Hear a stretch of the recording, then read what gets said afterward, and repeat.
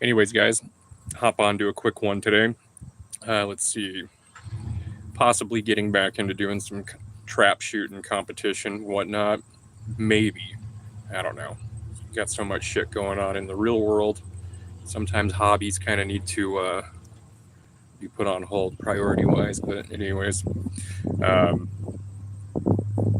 yeah, I mean, there's a few nonprofit shooting things going on out here in South Dakota. Might go do for the hell of it, shoot some clays, but not like anything super major. Um, I'm just about wrapped up the Sergeant Tyler Vargas Andrews marksman episode. You know, in a lot of as far as marksman goes, because he was a pig, professionally instructed gunmen. Basically, what they are is they're people that are uh, in a Marine sniper school yet, and completed that and received their hog's tooth, which is a 62 round, with a piece of paracord through it, and a necklace that usually they wear. That's called a hog's tooth. Marine Scout snipers were called hogs, which is hunters of gunmen. Very hard, very, very difficult. The best sniping school you can go to. Everybody based their curriculum off of it. It's been going since 1918. Carlos Hathcock rewrote the book for the most part, after Vietnam and everything along that line. And now, it's been completely absorbed into the recon program or whatnot for Marine reconnaissance. So, I mean, it's an elite group of guys. It's not as easy as everybody thinks. The field craft, navigation, just how to tell different weathering patterns, making mathematical adjustments as far as your distance, gauging your targets and whatnot. And people watch a lot of movies and they think it's just a bunch of guys who are hella good shots or whatever, when that's not necessarily the case. With the former scout snipers, now the recon or whatnot, um, you're out there doing intelligence. You're out there, setting up. I mean, it's just it's more complicated. I recommend people look into it more. It's a lot of it. You know, movies don't do it justice. Let's put it that way. You watch what's that show called? Jarhead. They do a lot of the tough shit, but it's not. They don't just let anybody in. You have to meet the right criteria, everything along that line, and be a hell of a Marine. So those guys, I admire the hell out of them for doing it. Sergeant Vargas Andrews, he was the field radio man, you know, since he wasn't graduated from school yet. And when that incident took place, August 26th, 2021, um, if you've watched any of the videos I've put, or you can even watch the full, you know, meeting, or what do you call it, when he was in front of all the politicians demanding accountability for what had happened in Afghanistan at the Kabul airport that day. And he talks about how they had received the intelligence that they verified one of the guys that was walking around out in that area as one of the people who was possible suicide bomber. That he contacted his commanding officer, which was his battalion commander, which at the time would have been Lieutenant Colonel Whited. I never say his name right. The guy's a complete douchebag.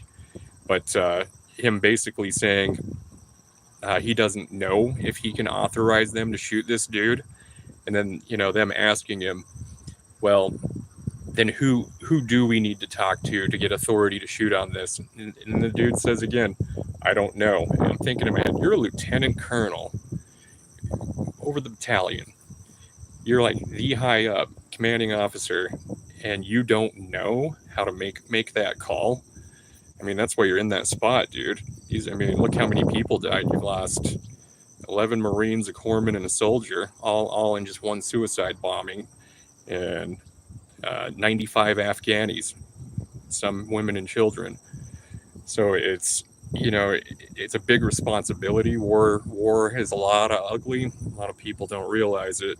The video games and all this type of shit nowadays. But just watching that, just it's it's just crazy to think, and you see Tyler Andrews, excuse me, and now he's got the prosthetic leg, he's got the prosthetic arm, he's got his own like rehabilitation type gym. Dude's doing marathons and stuff now. He owns his own, I believe, his knife company making knife and kitchen works and whatnot, or utility knives and whatnot. And it's like that dude had to go through hell and high water, after all the bullshit and after having leadership, dog on you and everything like that. Still loves being a Marine. Still gets up, continues with life, doesn't deal with, doesn't just do the pity party, poor me stuff. I mean, he gets up there, grabs it by the horns, and continues to move forward. And it's just that's the hell of a Marine mentality. Marines tend to always make do. A lot of guys that served, I'm sure you remember how crappy and old the equipment was. A lot of it, because the budgets for everything wasn't the greatest.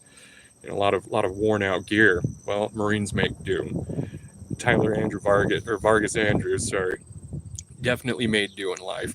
Dude's kicking ass. Now, this is one of the videos that I feel is one of the more important ones that I put out. Not only because we're kind of spotlighting on a specific individual in our military who witnessed some horrific events and the real nasty ugly of war right towards the end of a 20-year conflict. But also at the same time, it's the accountability of people who make decisions, people that should make these decisions. And if we can't have people in those positions to accept accountability, we need to find people that will.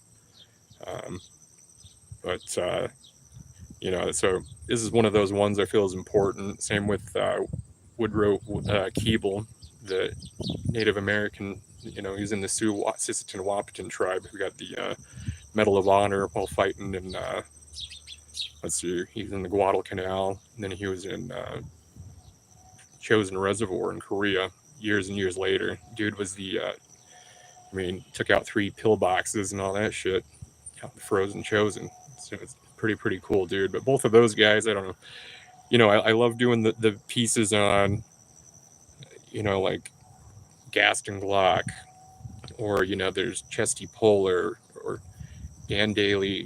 Like all these great Marines and stuff like that. But at the same time, so it's like there's a certain specific few that really stand out to me, and I love doing the research and reading about. And so, or they have a lot of importance behind them. Chesty Puller, shit. If you don't know who Chesty Puller is, and you're thinking about joining the Marine Corps, I would suggest you go learn. And learn quick, because you're going to be telling Chesty good night every single night. It lights off, and people think that's a joke. It's a true story. It's say goodnight to Chesty. All the cadence, everything along that line. It's a lot of the culture. With Tyler Andrews, he talks about a lot of the Marine culture in one of his interviews. I believe it was on Sean Ryan, and I think that was the first one he did, but I'm not 100% sure. But he talks about the culture. He talks about a lot of the stuff that everybody goes through. Right after boot, sometimes you tend to get in a little bit of trouble. There's a salty Marine or two that might get broken down rank wise and have to work their way back up. That happens. Not everybody's going to get the good conduct medal, but I don't know. I enjoy reading it. It's a lot of nostalgia, stuff like that. Kind of takes you back when. I'm curious as to see how everything's going to start going, though, now that we are in a time of peace for a short period. Who knows how long? But I don't know, with Hegseth and all that stuff, toughening up the military and making the training hard again, as it should be. Hopefully that'll change things.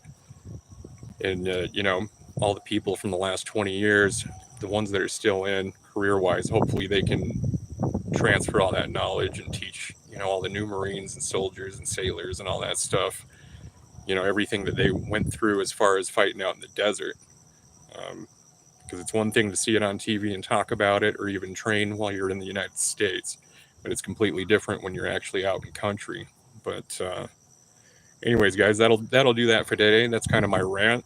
You guys enjoy your weekend. Thanks so much for watching. Those that do, hit the like button if you can. And you guys take care.